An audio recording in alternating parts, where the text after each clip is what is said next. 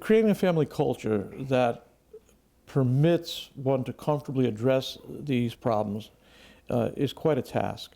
So what do you suggest parents do? Let's say, under the best of circumstances, a Catholic parent is aware that their, quote, sex education begins early on. You know, the way the child watches mom and dad relate to one another in the kitchen, in the car, in the living room, watching movies. That's the beginning of sex education for kids. They get to understand if mom and dad are comfortable hugging one another, kissing one another, touching one another. They get up into their own, when they begin to enter puberty or prior to that.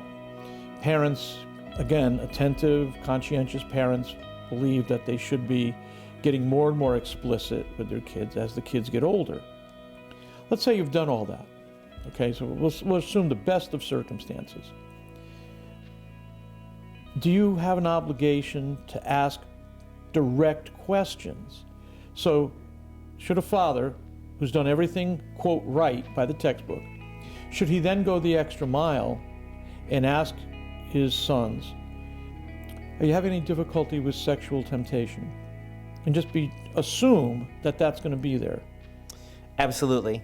I would maybe even approach it a little differently, though, and say, I absolutely am a fan of being direct with your teens. Once your kids hit puberty, it's really important to be direct with them, because if their body has awakened, then you better believe they're experiencing sexual kinds of feelings on the inside. And to pretend like that's not happening is really just doing a disservice to your kids. Right. So to say to your teenage sons, early teenage sons, you know, when I was your age, I really was tempted quite a lot to masturbate. Okay. I was really struggling with these kind of things.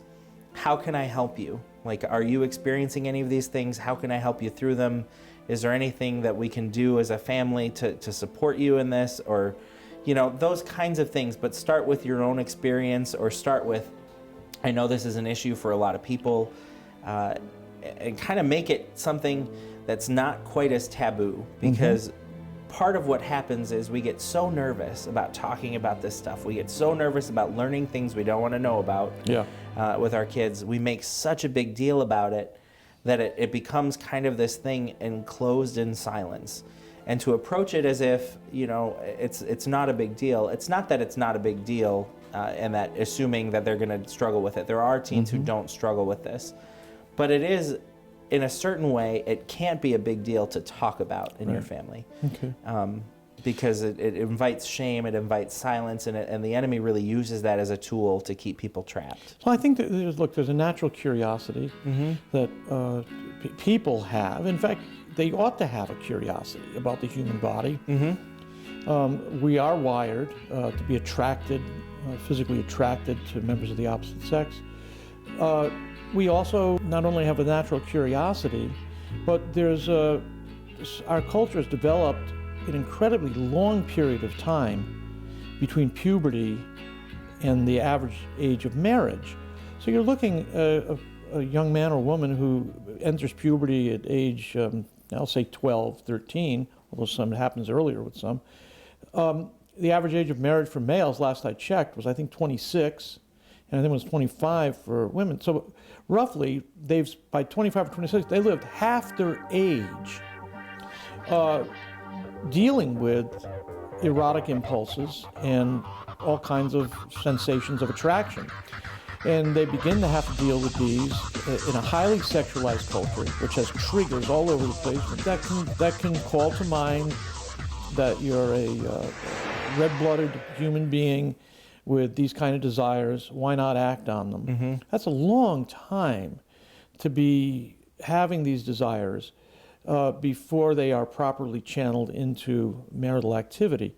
It's the longest amount of time from the onset of puberty in all of human history, for the most part. And we're not necessarily biologically equipped to deal with these things naturally, which is why we need God's grace, we need His help, we need our parents' guidance, we need support of each other. And it's so important to be able to create an environment where purity is valued, where it's honored and where we're supported.